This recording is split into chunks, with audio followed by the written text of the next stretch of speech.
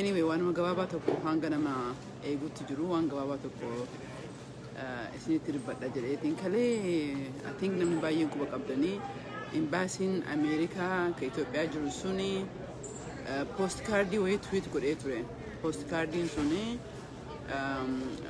bagayyaana isin ga'ee ka jedhu jecha tokko tokko afaan kara shanii jahaatiin achirratti kaa'anii jiranii jechuudha. Afaan nagaa ka jedhu afaan amaaraa qubee afaan amaaraa fayyadamanii yookiin gi'iz saaba qubee kana fayyadamaniitiin barreessanii jechuudha. So baay'een aaree jedhe. Aaree warratti illee katabnee jirra. Impact statement illee gadhiisnee jirra. Akkasumas immoo xalayaa peejii I think lamaaf walakkaa tokko barreessinee itti erginee jirra. Imbaasii akkasumas State Department illee warra keessa ol ba'een olii katabee jira jechuudha. Maaf isinitti maa jira isinitti fakkaate I think namni baay'een kan argaa jiru gammadeetiin baga dogongora deebistanii jettanii ilaaltanii garuu akka dogongoraa miti wanni sun ka ta'e namni keenya ka beekuu qabu. I guess dhaamsi kuni uummata keenya ka mootummaa naftanyaa kana wajji jiru uummata keenya kaalumatti ammoo dubbiin hin galinii fi it is actually dogongoraa miti wanni ta'e sun intentionally ta'ee jedhe jechuudha. Because yeroo baay'ee fi naftanyoonni Oromoon afaan Oromoo qubee sabaa kanaanii yookiin qubee gi'iz qubee afaan amaaraa kanaanii akka Oromoon barreessu barbaadde for long time waanan hedduu kanarraa ka beekutti jira. So I was very disappointed in Embassy in America. Warroon achi keessa dalagdu akka naftanyaa ta'an for long time even ani bara 2018 akka carraa ta'eetiin walgahaa turre warra ambaasadartootaanii warroota oofisa adda addaa walgahaa yeroo turre suni itti dubbadheen ture haasaa kanarratti harka 95 ol akkan dhagaye qabatamaan illee qabu garuu seera Ameerikaa keessatti gosa namaa gaafatu hin danda'ani harka 95 ol naan jedhanii kachi keessa jiru naftanyoota jedhanii uummata jijjibbaa uummata Oromoo qabu achi keessa jira jibbaa Oromummaa warra duuba achi keessa qofaa miti yoo laattanii jettanii baay'inummaa yeroo dhiyeenya kanatti na dhageettanii Twitter irratti illee bakka adda addaa irratti illee nan barreessaa baay'inummaan Oromoo persentii 60 eessaa fidellee ta'ee namni tokko illee taatu na gaafatee jira. Lakkoofsanii achii oli lakkoofsi uummanni Oromoo biyya san keessatti arga persentii 60 olii sun itti aanaa special envoy ka ta'e Peetan ka jedhamtu akka tasaa afaanii baateetiin artikilii keenyatti illee katabnee jirra. Mootummaan Ameerikaa illee nama beekuma lakkoofsa Oromoo gadi xiqqeessanii lakkoofsa Oromoo persentii 40-35 gaddeebisanii lafa Oromoo illee lafti Oromoo harka 70 oli lafti Itoophiyaa harka lafa Oromooti. Uummanni Oromoo Itoophiyaa harki 60 ol uummata Oromooti. Uummata Oromoo walakkatti gamuranii 35 gaddeebisanii ummata lafa Oromoo walakkatti gamuranii kaana sii kennanii kaana achi kennanii gara maraanii diina nutti bitanii otumaan iyyuu bisoomna jennee akkas godhanii jiranii. Anyway so qubee sun akkas godhamee jira akka dogongoraatti akka laallamuu qabu waan akka tasaatti laaluu qabnu namni keenya because intentionally Oromummaa fi afaan Oromoo balleessanii afaan Amaaraatitti aadaa Amaaraatitti qubee Amaaraa akka fudhannuuf wanna godhanii jiranii wanna beeknuuf jechuudha kan san keessatti dubbadhee jedhee. Mee kanatti aansee har'a akkuma isiniin jedhe wanna peejii kanarratti yeroo jalqabaatiif dhufuu kiyyaa jechuudha. Mee ni bahe kalammataa irratti ammoo mee koomantii kana keessa sagalee na dhageettanii I'm doing fine galatoomaa koomantii keessa ilaalaa jira jechuudha. Qabxii biraa ammoo dara xiqqoo amilee namni keenya perspektiivii waan amma deemaa jiru kanarraa akkamitti ilaaluu qabna akkamitti ilaalamuu qaba ka jedhu xiqqoo dubbadhee yoo jedhe akka gaarii waan baay'ee bareedatti ilaalee jedha. Wixata jimaata dabree UN'n Human Rights Council'n obviously investigation darbe jechuudha. Sun waa hedduu baariidha. Tokko investigation achi ka mootummaa Itoophiyaa Human Rights Commission kan du'iinsa uummanni Oromoo akka maqaa dhabdu ka godhe san mootummaa ala kanaa olitti akka mootummoonni sun dhaaba kijibaa akka ta'e mirkaneessee fi jedhee lammata ammoo akka mammaakni tokko jedhu si galee namni martinuu gaadaa keessaa reeffa qabaa jedhan skeleton in the I think in a closet ka jedhan safaan ingilifaasanii dhuguma otoo investigation Itoophiyaa keessa ka dhufe reeffi lakkoofsa hin qabne Oromiyaa keessa jira reeffi maqaa hin qabne duuti hamaan harkasin warra naaftanya amma mootummaa Amaaraa kanaanii akkasumas mootummaa federaalaatiin kan ta'ee jedhee reefi guguddaan Oromiyaa keessa jira. Kanaaf wanti Oromoo yoo dhufee jedhu yeroo baay'ee warra Tigree forra kaawwanillee jedhan warra Tigree forra kaawwan because Oromoon gaachana garba kan tuquun barbaadan kara kun ta'e immoo Amaaraa gosa biraatoon ta'in naaftanya kenna ka bakka dhufee hin beekne Oromiyaa keessatti dhalatee afaan Oromoo hin dubbata akka Oromoof quuqamuu fakkaateetti namoonni nama keenya qoqqoodee jira kara maraan jechuudha kara gandummaadhaan kara amantiidhaan kara adda addaatiin ajandaatti fayyadamee warra qoqqoodee jechuudha du'iin salmaan Oromoo kan hin dhagahamne maratu bakka haasaa wannaa dhufee jedhu harka baaseetiin dubbatuu dhufa jechuudha. Anyway, so wanni amma laal jimaata dabree UN Council dabarsee jedhee wi'ata ammoo TDF akkuma beektanii withdraw godhe sun ammoo hedduu waan gaariidha waa hedduudhaaf gaariidha kara tokkoon obviously mootummaan yaadatan taate juunii 21 TDF maqalee fudhatte jette jimaata san silaa UN walgahii murtii genocide jedhu genocide UN ton ta'in murtii guddatu dhufaa jiru US already May keessa murteessitee turte kan iyyuu ka beeku garuu marii guddatu ture jimaata sanii garuu jarri wixateen qabatte so qara kamaa ture abiyyatu ummata saamaa jira ummata ajjeesaa jira ummata gudeedaa jira duuga sanyiitti irra godhaa ture amma maal ta'e warra TPLF illee maqaa jarri barrees abiyyiin kalee badaa ture itti roorrifamaa ture suni ammallee warra Tigree irratti illee deebi'e jechuudha. So amma sababa naftanyaa hiriirratti baatee addunyaa ittiin dhaabamtu kana cufa jalaa fudhattee jirti jechuudha. Amma wanti Tigree itti ka'amu addunyaa itti dhiibduuf hin jiru. Because Tigreen gaafa dabre bahaan geette sun Finfinnee seenuu dandeettii turte easily. Garuu dhiibbaa addunyaa guddatu irra jira. TPLF hangoo deebi'uu barbaaddi TPLF akkana kan jedhu waa hedduutu dhiibbaa guddaa waan jiruuf kanaafiyyuu withdraw goote jettee jechuudha. Kun amma maal godhaa kar tokkoon waan sababaa ittiin himatan hin qaban. Lammaffaa immoo Itoophiyaa mootummaan kalee akkuma beektanii lola qobboorratti lola guddaa waraana guddaa dhabee caabaniitiin keessi qullaa waraana kan injifachuu hin dandeenyu Tigraay noo seene hin dhumannaa kanaafiyyuu deemuu hin dandeenyu ka jedhuuni bakka lamatti walii qoodanii Amaarri haa deemnu dhiisnu jetti wal Oromoo hin deemnu jettee anyway Tigraay hin deemnu jedhanii murteessanii keessaa ba'an jechuudha. Sunillee taateef miti humna laalaniiti assasii yoo godhan irraa hafuu hin danda'anii jechuudha. Saniif akkasii murteessanii jedhanii.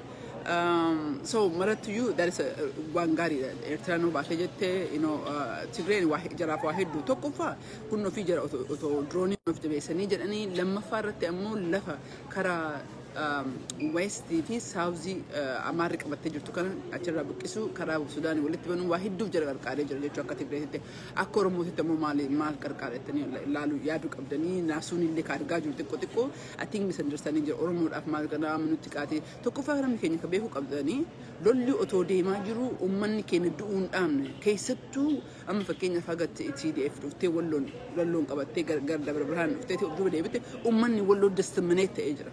Kara wallaggaatiin olaaltanii jettan Amaarri achi ta'ee uummata keenya mana guddee ganda bakka mara fixaa jirti. So lolli addunyaan kan asirratti hargufamtee qaaqaa jirti namni keenya moodduu kana keessatti du'eef isaallee maqaa dhabee jira. Maaliif kan isinitti himaa jira? So amma TDF baate fokkasiin amma akkuma agartan mootummaa special envoy waan jedhe dhageetanii jirtan BBC irra interview goo kennee jedhu kana gaafataa turre Tigreen gaafii kennu nu deebistee jedhanii jiran. So Tigreen gaafii jira deebistee amma harkee Abiyyi eegaa jiranii jechuudha. Abiyyi amma national dialogue godhuu danda'a. National dialogue ammoo akkama jaannu kanatti olma ka'eetii ni kotta tenamde dura waraanni dhaabatuu qabaa jira. Waraanni ammoo akkuma beektanii Tigreen haga lafti si occupy taate because lafti Tigreen lafa Amaaraa fi Walloo Affaariin occupy goote kanaafuu keessaa bahuu qabdii jedhan akkasumas ammoo Amaarri fi Eertiraan illee lafa Tigree keessaa bahuu qabdi. Amaarri kuma beektan ammoo keessaa gadi hin baatu jechuudha. Achi booda ammoo warri waraana qabu belligerent yookiin warri qawwee lolaa jiru kun dura jalqabu waraana dhaabuu qaba. Waraana ka dhaabu amma eenyuree kana keessa Tigree illee warra waraana qabu jechuudha. Illee qabatee kunniin martuu dhaabu kun ammoo maal godhee jedha dirqama akka warri kun haasaaf dhufanii godha jechuudha. Waraanni yoo dhaabateen booda warri kun walii galteen jiraate gara national dialogue dabraa jechuudha. National dialogue darba jechuun ammoo karuma transitional government iti jechuudha. Garuu saniin duratti waa hedduutu jira. Garuu anyway kennatti deebi'ee yoo jedhu yoo amma Tigreen akkuma jette kana baatee warri kun waraana kara South-dhaaf West-dhaaf yoo bilisoomsanii jedhan bilisoomuu iyyuu hin dandeettu anyway Amaarrillee salphina jiraati salphannee jirra iyyuu jalqabdee jirti already keessaan Abiyyillee keessaa waraana Tigreen akka inni injifannee amanee jira jechuudha. Afaan alatti isa malee keessaan amanee jira. Kun amma maal godhanii fakkaate Oromoodhaaf xiyyeeffannaa guddaa kennee jira. Tokko lolli amma Oromiyaa keessatti deemee jiru Tigray osoo hin ta'in OL'tu wobotu godhaa jira jechuudha. Suni waan guddaadha Oromoodhaaf yeroo baay'ee because warri otoo lolaa jiru namni keenya otoo du'aa jiru miidiyaa argaa hin jiru wanta akka dubbatamaa hin jiru. Kuni clearly amma kaa'ee carraa mul'atiinsaaf hin qaba. Lammata dhiibbaa haasaa national dialogue adda addaa fi lolli yoo dhaabatee jedhee kan nuti waggaa lama almost gaafataa turre wanna kan akka hojii irratti dhufee jedhu asirratti godhaa jechuudha. Kara biraatiin basically du'eetu maama du'aa jiru kan especially amma Ethiopian Human Rights Commission kan jedhu kun kan mootummaa Itoophiyaa kanaaf fuulatti dibee jiru kanaaf xinyootaati kunillee akka jarri independent hin jirre addunyaan agartee jirti. So waa hedduu dhifi garanallee ilaallee karasillee ilaallee Oromoodhaaf hedduu bareedaadha. So I don't know namni kenna because haasaa adda addaa irratti waan argee jedhu akka waan qullattafneetti no. Samiillee bitaanis kortee mirgaanis kortee walgeettiin kooraadha jedhanii miti akkuma sanii bitaanis koranii mirgaanis koranii Oromoo duuba deebi'uu hin danda'u. Gaaffiin Oromoo duuba deebi'uu hin danda'u. Mariin national dialogue kun hin dhufa. Garuu national dialogue saniin duratti wanna ta'uu qaqqabu hedduutu jira. Kanaaf of qopheessuu qabna. Nuti kana hangana jennee atiin kara biraa immoo xayyaara irratti jiru kan yaadaa ture. Yeroo baay'ee haasaa adda addaa xiinxala adda addaa ni kennee jenna. Kun jechuun maal jechuudha? Maal haa goonuu keessatti warra biyyaa jechuudha. I guess bakka kanarratti dhaamsi ani qabuu fi warroonni mootummaa keessa jirtan, mootummaa PP kana keessa jirtan, mootummaa naaxanyaa kana keessa jirtan already hangama kan naaxanyoonni quuftee nama keenya kan biyya Ameerikaa kan citizen Ameerikaa ta'ee jedhe gatii afaan Oromoo dubbate qofatti akka jaanjaa jiru argaa jirtan.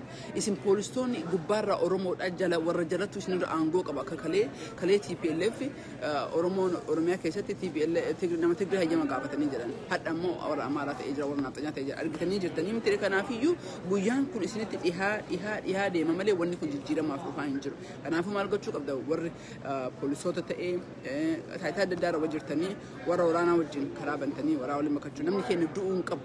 Kana jechaa fi akkuma dhageettan attiin kun irra deebi'ee isinitti illee hin qabu waraana Oromiyaa amanuu diddaa fi waraana naannoo Amaaraa Oromiyaa keessatti fidaniitiin akka Oromiyaa patrool godhuuf deemaa jiran because isni amanan jechuudha. Kanaaf iyyuu akka yaada kiyyaatitti eeroo ta'inallee waraana woboollee uummanni ofiisaatti ganda maratti of bilisoomsuu qaba. Namni si bilisoomsu tokko hin jiru.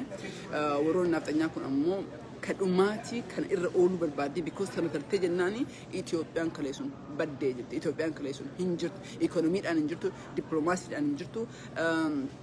Beyond all lack just nama just anyway rakkoo guddatu Itoophiyaan nama xiqqaate waggaa 50 duuba deebitee jirti. Bakka hadha jiraachuu kana dhaquu fi waggaa hedduutu Itoophiyaaf hanqatee jedha. Kanaafuu maal godhuu qabdanii warroonni aangoorra jirtan tokkoon isin nyaatuuf deemanii hadha isaanii hadha shanii jedhanii ebaluu haa jedhan malee adda shanii jedhanii nama wallaggaa xiyyeeffatan malee baru Arsii baru Shawaa baru hundayyuu godhan jechuudha. Mootummaan kun mootummaa naaxanyaati argaa jirtan maali fakkii namni afaan Oromoo dubbatu Oromoo biyya alaatti yoo dhufee jedhu alaabaa Oromoo qabate suuraa nama adda addaa wajjin ka'ee qofa irratti xiyyeeffamee hidhamaa jira. Doorsifamaa jira akka agartan poolisni yoo nama qabde hattuudha. Kanaafiyyuu wanna kana mara argitanii ittiin dhiisina. Akka yaada kiyyaatti qaawwala manaa bakka maraaniyyuu because mootummaan Amaaraa jirtu cabdee jirti afaanuma qofaan jirti afaan sanillee akkasirra oolisni dhaamaa jechuudha. Qeerroodhaaf ammoo qeerroof qarree warra biyya keessa jirtanii dhiibbaa guddaa keessa jirtanii. Kanaafiyyuu gaduun keessanii oolle maaliif uummata keessaniif qabsooftaniitii fi maaliif ganda keessa bilisoomsanii maaliif gosa keessaniif akka dhiiraatti dhaabbattanii hin duune akka dubartiitti dhaabbattanii hin duune. Kanaafiyyuu akka yaada kiyyaatitti of laaluu qabdan. Bilisummaan asii Ameerikaa teenyee isiniif innee isin sireera teetanii jirtanii jirtu. Uummanni Oromoo Itoophiyaa keessatti harka 35 akka Itoophiyaa jettoo 35 gargara miiliyoona 40 wayiiti. Uummanni miiliyoona 40 keessaa otoo miiliyoona tokko qofa lolaaf ka'ee jedhe otoo miiliyoona tokko qofa hin dabee otoo miiliyoona tokko qofa karaa cufee otoo miiliyoona tokko qofa nagahaan qabsuma kana jedhe irra ooluu dandeenya. Miiliyoona tokko dhiisii walakkaan illee ta'an jirta. So kanaafiyyuu uummanni Tigraay persentii 6 miiliyoona kara 7 baay'inaan. Kana godhuu danda'ee addunyaan amma Tigraayin kabajjee jirti. Galatoomaa jedhaa jirti. In fact waa hedduu yoo abiyyi kana dabree ka jara miidhu taate yoo amma as publicly bahee Tigraan hin seenu jedheera. Otoo baruu yaada jijjiiree Tigraan hin seenu because Eertiraa achii baasaa Eertiraan qophooftee seenaa jirti. Eertiraa achii baasaa abiyyi hunda qabaatee is unlikely. Nevertheless addunyaan itti kaatee jettee kanaafiyyuu unlikely dha. So kanaafiyyuu namni keenya kan yaaduu qabdan. إسني ترى جرتو دعاء جرتني نمني كأنك ولا جرت دعاء جرو بين سامتي بيجي مدغاسكار هندوفني نمني كون نانو أمارات أيتي متكدو نمني كون نمني كون أتواسي تكسيت دعاء جرو أكمل نمني كأنك بالجو أكمل نمني كأنك حرارة جرو كبورنا جرو كتشريسي تايجر قافي يا توقع أفريشنا هذا لفتي في فينير ماستر بلان كأجره لفين لفتي جدتي بك هند مرة كان جدني سو كان راك أوك أمنان جا ونسنجرو قبلني جرا وربي جلاتي فمو الأمس كي قداني هو مريتن برباج سجل ركون رمو دي أمارهم دي ركون رمو أفما في جنجل شنا سيجله مرتنو موتيدا مرتنو نكرت أجرا مرتنو أنا ملي جرا وقاش أنت ما جيرة متوم اسمه أشوف متاعي نتي مما كنت كمالي نمودا جرا سيجله جيرة متوكتون فيدين وقاش أنت مقادي دم وانت كقول إيه نشرت هاي نمودا جرا مودا مو ببال نما مودا متبع تيجي أورمو كيستي كان في جو hopefully روايد واحد أددار دلقا جرا ورب نقول كاريجر إيه كان كيست يوس وام هرماننا كيست هرمان لازم جدا وس هرماننا وقان ماجرا وقا حاروت رفاجرا أبدي حاروت جرا وان هدون قام تشيس مالي وان هدون قام تسنجر already كفلتي قدا كفلة جرا كفلتي قدا يروح الدنيا كمان نقامنا نمني كيني دو إنسان أكنت دو أجر هارا وامتي إذا مينس ميلنا نمني كيني بكتة بيجا كيس تيمي تبيجا لا تدري نمني كيني حاجة يمن تاتي موتوما يتوقع كل هنگ جيماني تبكتة كين أك بكتة تان أك قبرت العالم مجرا كينيا كيس تلانا ومن تجراه يو بكتة كسوداني لك أجرو بودري سودان رت فني والكام قرن كينا مو بكتة كينيا كجرو أكبرين ساعة قارفين في الندر قارت أدر بجسميجر كاتشر هافي هو كينيا رت تنقل ما هو بودر روان يوغندا رت تنقل ما هي جرا Somali kun harka Ethiopia keessa jira jira.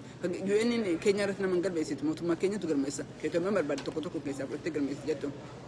Same thing Somalia keessatti the same thing biyyoota adda addaa keessatti. Anyway kanaafuu rakkoon Oromoo irra jiru rakkoo Ethiopia keessa jiru qofa osoo ta'een gaafa Afrikaa guutuuti jira. Wanti guddaan ka gammannuu qabnu karaa dippiloomaasiitiin hojii guddatu nu bafa kana jechuudha mata jechuu kiyyaa miti. Garuu wanti gaarii ka gammachuu qabnu Oromoon akka eenyu ta'e baay'inni isaa implication isaa سنة تانية كن سنة أمارة كن كوجها إباشن تام إثيوبيا رتوري أما كل الله أسبه جرا بنيس إسانا كده إيه كن يكوني نقوم تشيسو كبجريا كيا هي في العلي جدا مي هجنا في نقاتي فيانا تا وكا أيانا قاري سيفا وجرا باي